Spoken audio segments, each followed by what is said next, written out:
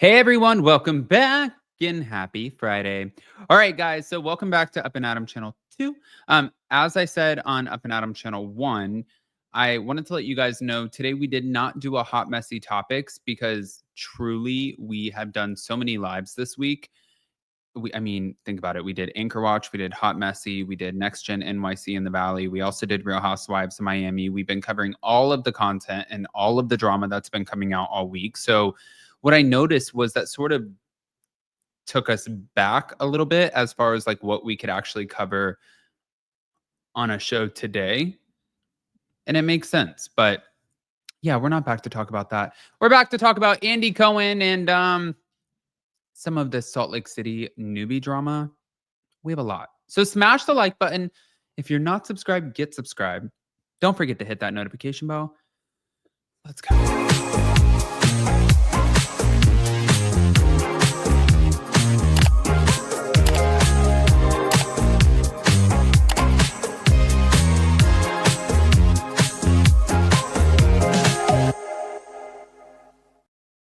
All right, guys. So Andy Cohen from Bravo, obviously, we all know exactly who I'm talking about. I thought that this was interesting because now he's opening up about why the network has a high rate casting criminals and what gets a housewife fired. I was kind of shocked that he's sharing this shit, but clearly we know he's the chair of NBC Universal's Entertainment Networks. And thank you to All About the Real Housewives. But Bravo's top executive, Frances Berwick, she oversees some of the most recognizable unscripted content in pop culture, and that includes Real Housewives. And listen, there was an exclusive interview with Fast Company where she broke down how a one-off show about Orange County socialites unexpectedly snowballed into a global phenomenon and what it really takes to cast a compelling ensemble. And why I guess even the most dramatic storylines, they have limits. So it was despite its global recognition day where The Real Housewives wasn't launched with franchising in mind. She said it happened by accident. Okay. I mean, the expansion came unexpectedly during a development of another show. She said, we were developing a show called Manhattan Moms, and during production, we saw how successful Orange County was. But the team dealt with rebranding the New York series under the Housewives umbrella. We had a whole internal debate about whether it was going to tarnish Orange County if we named Manhattan Moms Real Housewives of New York instead. And even cast members needed convincing. We had to persuade them, some of the cast, that it was okay to be called the Real Housewives because they weren't all married. But soon after the Bravo cameras came on, especially with the Real Housewives of Atlanta, the rest was history, I guess. It all started with organic groups of friends. It became franchised in a small period of time because we were doing this casting around female ensembles. Now, this was also addressed why we will never see filming during a season's airing. One of Bravo's more strategic production decisions is knowing when not to film. It was said that we now know we can't tape an ongoing show while the current cycle is on the air. We've tried that, and it gets confusing because the cast members start reacting to things that they see online, and it becomes very meta, and often it can be a very tedious storyline. So they're trying to keep things fresh. You know what's funny is like, I would love to know who sometimes is at these little roundtables at NBC, because like when they do casting, when they put these shows together, a lot of times I feel like the people that you have in place are flopping. And I understand that a lot of it is trial and error, but when it comes to having a Bravo franchise or like a show on NBC, that is a very, very, very expensive trial and error. Like the New York City reboot, that was a $20 million reboot. And look at where they're at right now. I've always said this and I maintain this. I love the cast individually, but I think what they did was it's exactly what Bethany Frankel said. They put together a very glossy, curated version of what the show should look like. And it wasn't the organic OG show that it once was. And that impacted the ratings heavily.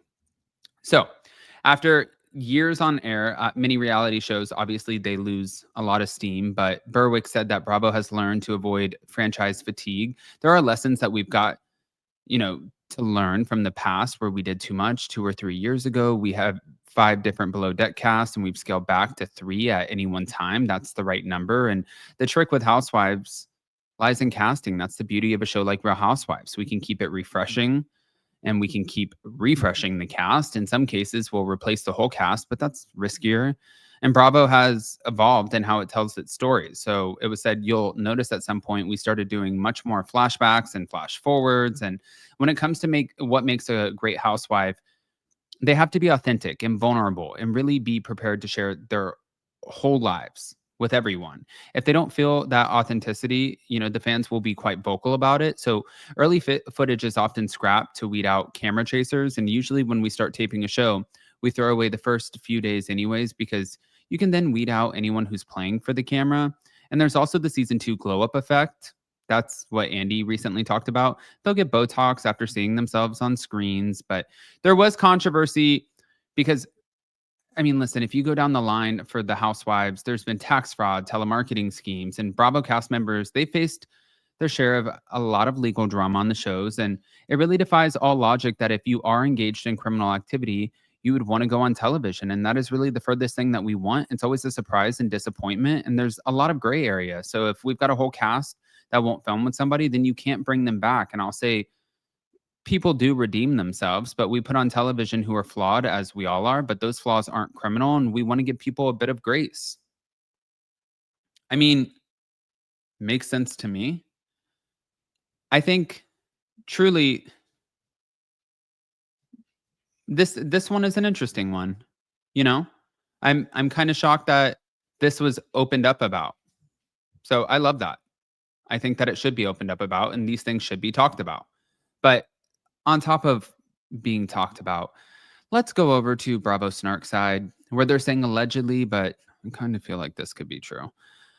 Real Housewives of Salt Lake City's Bronwyn Newport. They said Bronwyn was thrown off the Utah Ballet Board for not paying or honoring her donations. There's been hella stories flying around Salt Lake City that Big Daddy Todd isn't paying her bills anymore, and she is stiffing charities. My friend on the board said that she was supposed to be chairing the gala and hadn't paid her dues or honored her donations, and they met and discussed that she's been doing this to other charities, and they ended up throwing her off the board.